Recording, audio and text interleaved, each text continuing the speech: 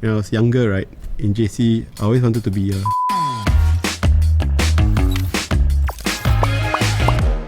Hi, I'm COL Feroz.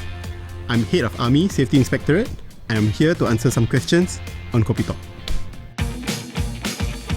In the Army, I'm in charge of all safety-related matters that our soldiers do on a day-to-day basis. The activities that we do are inherently high risk. We deal with live ammunition, we jump off from planes, our parachutes. We have a risk management system. We identify vulnerabilities if there are, and then we put in risk mitigation measures. We also ensure that we learn from case studies. We disseminate information to ensure that the last soldier on the ground understands what it takes to train safely and achieving our mission success. We use data-driven approaches to make sure that we are better informed, to even be more tailored and targeted into designing out risk. It's more than just having mitigation measures, but we want to totally design out the risk so that our soldiers can have a peace of mind that this training is going to be safe. Using data, being targeted, we've managed to reduce overall injuries that our soldiers face. We train as we fight so that we can be operationally effective. Our safety is designed within our training system. Everything about safety is actually embedded. Because it's part of it, they have become rules, they have become a protocol whenever we do our training or we do operation. Safety is an enabler. It is not an impediment to what we do today in the SAF. I have two kids. They both do know that I'm in the military. My first kid is actually the age of my battalion. He was born 10 days after my first soldier enlisted when I was CO of 1 SIR. Whenever I see him, I remind him of my whole battalion. My second kid, he is a military man, probably more military than me. He goes for nursery classes. His shoes are black because he says that's his boots. He wears an inner t-shirt just like me, and the inner t-shirt must be a military pattern or camouflage pattern. He has different arrays of weapon, toy guns at home. When I was younger, right, in JC, I always wanted to be a dentist.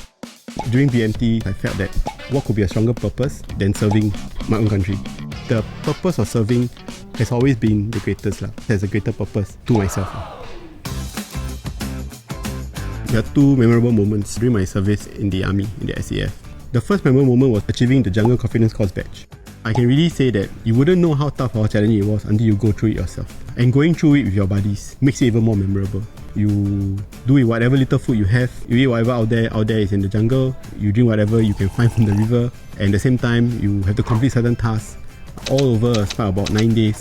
I think that transition, right, from 18 years of living in a city, then suddenly you're entrusted to no access to any form of luxuries, right, is probably a steep learning curve for anyone, and that probably shaped the resilience, shaped the mental equity, and actually demonstrated the more brotherhood that we all place upon.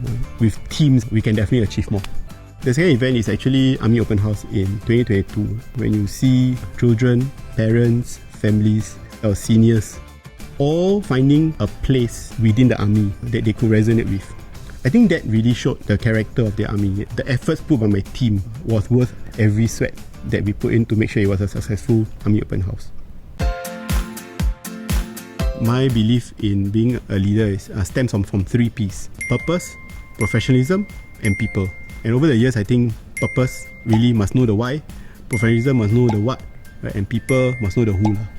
So you can settle these 3, actually settle already quite steady team . My purpose in life, right, is to see my people, my team be a better version. It is to unlock potential of people around me. That really means a lot to me because people are important to us in the Army. I was posted to New Zealand for a short while to be an instructor in OCS New Zealand. I picked up squash from the locals. I joined a club, took part in a local club competition, literally by learning from the locals . I've really enjoyed racket sports in general .